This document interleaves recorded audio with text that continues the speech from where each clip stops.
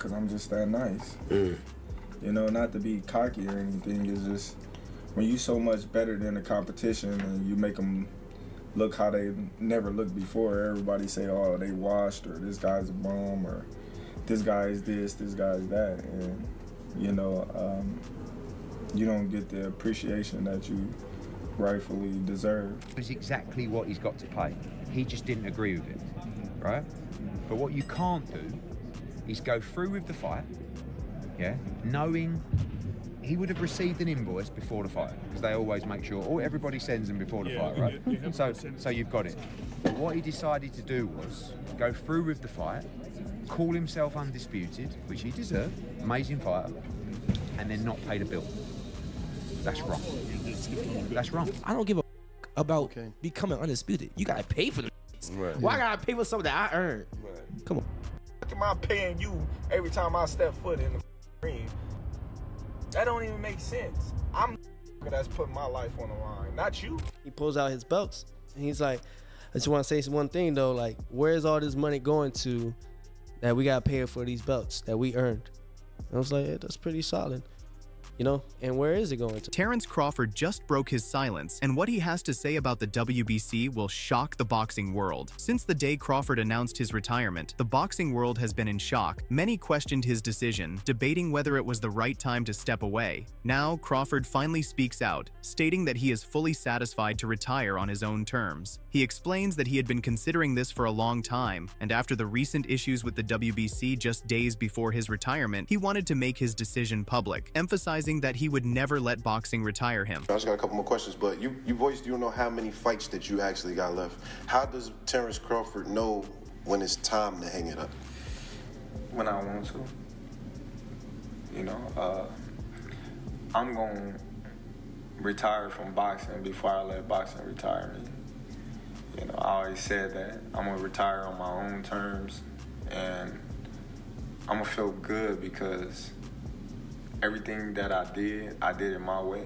While Terence Crawford's recent video with Aiden Ross went viral, he has also opened up about his decision to retire. For those who think it was solely because the WBC stripped him, Crawford makes it clear that would be foolish. However, he does reveal an ongoing feud with the WBC, feeling that he has never been given the recognition he truly earned throughout his career. At 38, Crawford calls out WBC policies on stripping champions and demanding sanctioning fees, explaining that he feels disrespected and overlooked by boxing organizations and promoters despite his accomplishments in the ring. Bro, you retire, bro.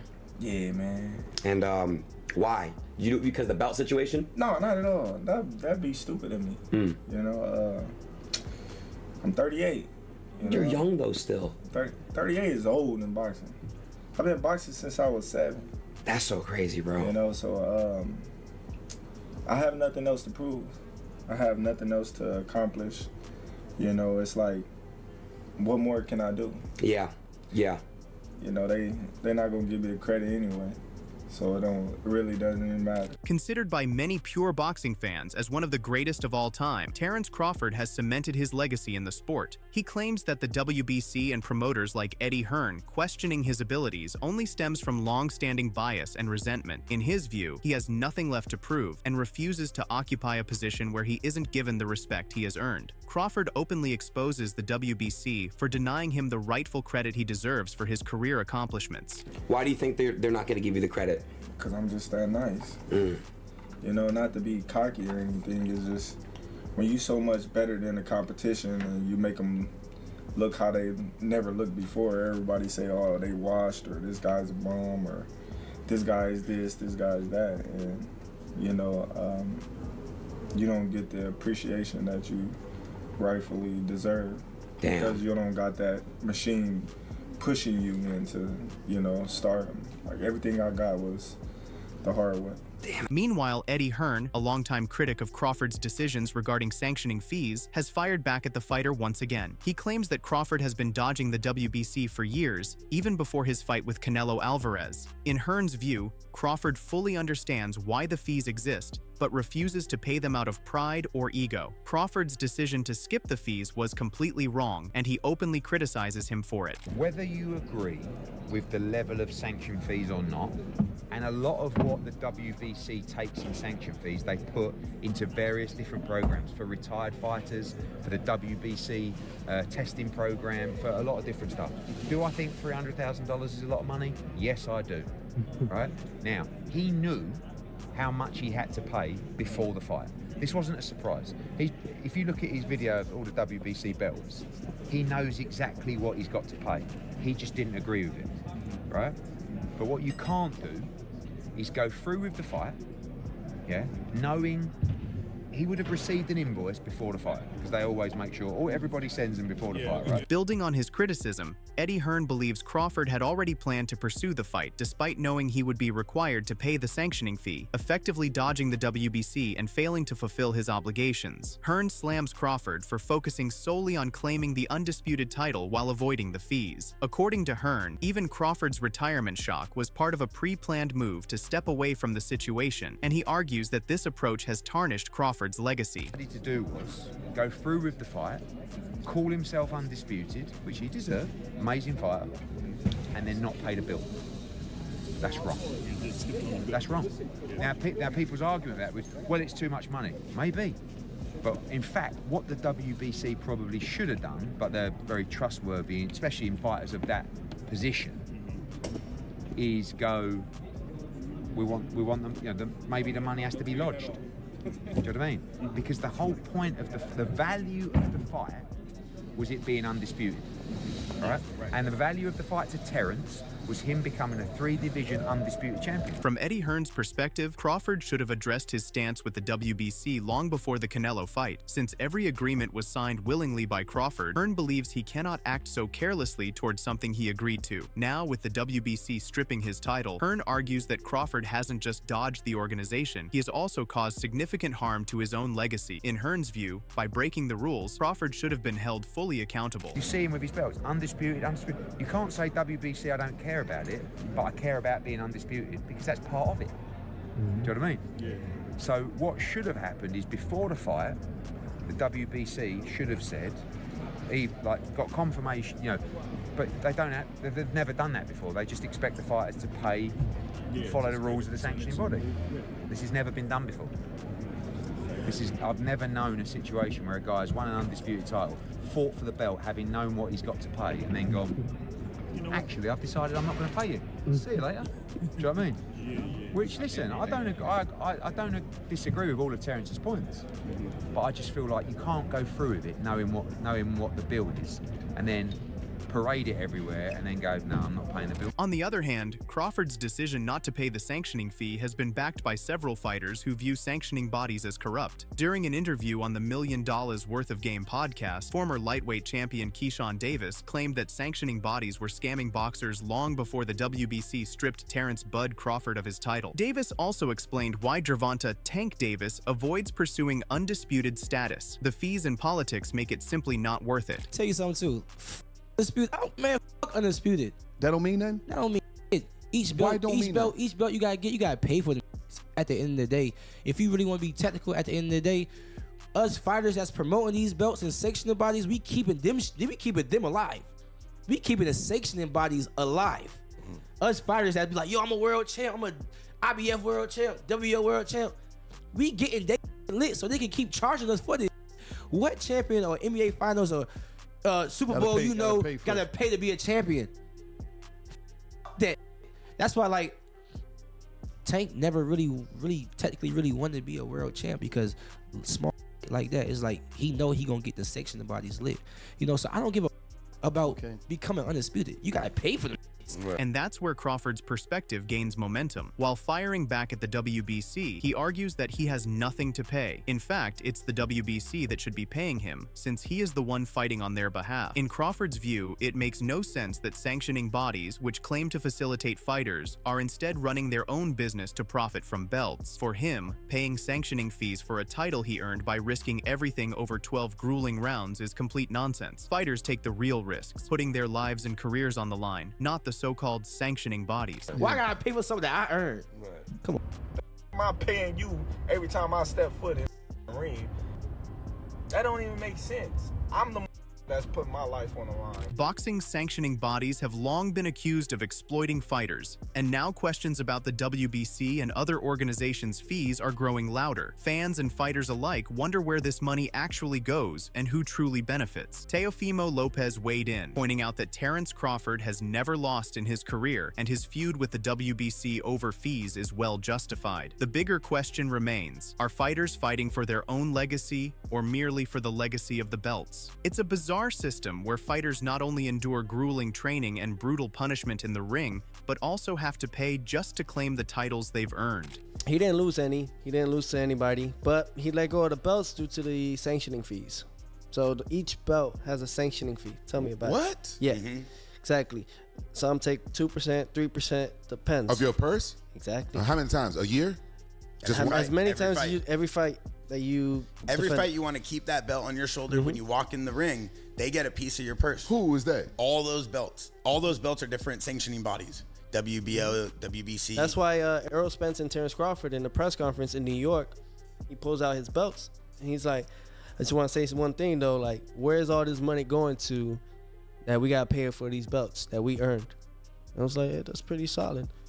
You know, and where is it going to? Undisputed champion Terence Crawford has been stripped of his WBC super middleweight belt after refusing to pay a controversial $300,000 sanctioning fee. With Crawford's retirement and his recent revelations about the ongoing feud with the WBC, the situation highlights how deeply flawed the system is and raises the question of whether he's the only fighter exposed to such unfair practices. In the past, many have spoken out about boxing's bizarre structure: multiple belts, mandatory fees, and the expectation that fighters must pay just to claim what they've earned. The system has been widely criticized as ridiculous and deeply disrespectful to the athletes who risk everything in the ring. Why does he have to pay hundreds of thousands just to stay recognized as a champion? Think about it. In football, you win the Super Bowl. The league doesn't invoice you. But in boxing, sanctioning bodies make fighters pay to be champions. Crawford said, nah, and it raises a bigger question. Are belts about legacy or revenue? Would you pay to keep a belt you already earned? Terence Crawford's revelation about not receiving the credit he deserves has reignited debates over boxing's broken system. Stephen A. Smith argues that promoters control the sport, blocking the matchups fans truly want to see. Crawford's retirement, coming shortly after being stripped of a title, highlights these flaws. Smith suggests someone like Dana White, who can make the fights fans demand, could help. While he respects Crawford's decision, Smith questions why it happens when fighters like David Benavidez and Jaron Boots Ennis, who deserve the chance, are left without opportunity. Boxing, and as a result, they deny us the opportunity to see these great guys in mega fights, and it's a damn shame. That's why Jake Paul is so relevant, because he's found a way to bypass promoters and make money in the boxing rings instead of being a prisoner to the promoters. Even though he didn't fight anybody, he's about to fight Anthony Joshua, and we'll see what happens with that. Anthony Joshua should knock him into tomorrow because he's the bigger fighter with incredible power, but he's got a glass jaw. So if Jake Paul catches him, who knows? But we want to see the fights that we want to see when we want to see them. And boxing doesn't give us that. And two people who have suffered the most is Jaron Boots Ennis and David Benavidez. Commenting on Crawford's decision to retire, Stephen A. Smith points the finger at the promoters, arguing they've let down fans by blocking the matchups people truly want to see. Crawford stands well above these promoters and, importantly, has never resorted to cheating. Smith praises Crawford for delivering an unforgettable career, capping it off with a spectacular final performance that leaves fans with lasting memories and a legacy that will be remembered long after he stepped away from the ring. That's not Terence Crawford's fault. He's taken on all comers, and he's taken all of them out. He is spectacular. He's the best pound for pound. He's been a tribute and a testament to the sport of boxing, and he should be not just applauded, not just celebrated, but revered, because he's that special. My props to him if indeed this is it and we'll never see him fight again. Thank you for all you've done for boxing. Terence Crawford because he never cheated. Following Crawford breaking his silence on how he's been treated, commentators Shannon Sharp and Chad Ochocinco Johnson weighed in with their perspectives. They believe Crawford's words highlight a deeper problem in boxing's structure. Johnson points out that while every other sanctioning body accepted what Crawford provided, the WBC's president, Mauricio Sulaiman, was the only one who pushed back, demanding more. He even blocked Crawford from fighting certain opponents, a move Johnson sees as highly disrespectful to a fighter who has remained undefeated and carried the sport as champion. But and Bud responded too. Bud responded. He talked about all the other title holders. You know, WBO. They accepted what he gave them. Yeah, he said everybody accepted the same amount of money after those fights. And for some reason, regardless of what was written, regardless of what you just read, they wanted more for him to be able to attain and hold on to the WBC belt. And he was like, nah, I'm not paying more. And then they want an apology of some sort. And I mean, it's a mess, but I mean, I understand it. I can see it from Crawford's standpoint in a sense. Obviously, something is wrong with it, and he doesn't see fit. As Terence Crawford continues to voice his frustration over being disrespected and denied proper credit while firing back at the WBC, promoters like Eddie Hearn and Oscar De La Hoya keep pushing their own narrative. But when the debate reaches its peak, Bill Haney steps in and flips the perspective entirely. In a recent interview, Haney dismissed claims that WBC's move has been wrong or harmful to fighters. He explained that sanctioning fees are clearly outlined in contracts, including who is responsible for paying them, regardless of whether fans agree with the system. Haney stresses that fighters always have a choice and the power to decide their own path. Now I hear this narrative, this new narrative that you don't have to be a champion. You don't have to be a champion. That's a falsehood. You know, somewhere, you know, everyone started thinking that they have to pay for the sanctioning fees. Right, that's what the public, right? If you take a look at the public and what everyone is saying, the fans are, you shouldn't have to pay for. Well, we don't pay the sanctioning fees. Comes out of the check. No. It's decided way before the fight even happens. Who's going to pay the sanctioning fees? Bill Haney also points out that the issue becomes much simpler when a fighter aligns with a network. In those cases, the network can cover the sanctioning fees and allocate a budget specifically for those costs. This option eliminates the problem altogether, reinforcing his belief that fighters aren't trapped. They just need to choose the right business structure around their careers. Well, if you deliver a world title fight to a network, the network is going to pick up the sanctioning fees.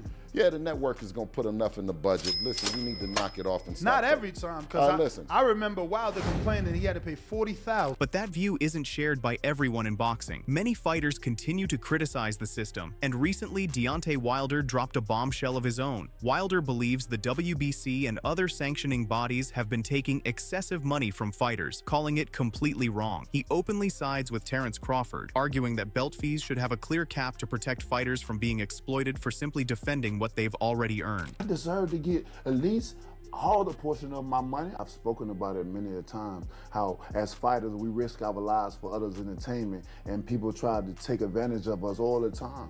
All the time, they try to steal from us, they try to take advantage. I think all of us, every last one of us have gotten stolen from, you know, in this business. And we come up, we risk our lives and stuff.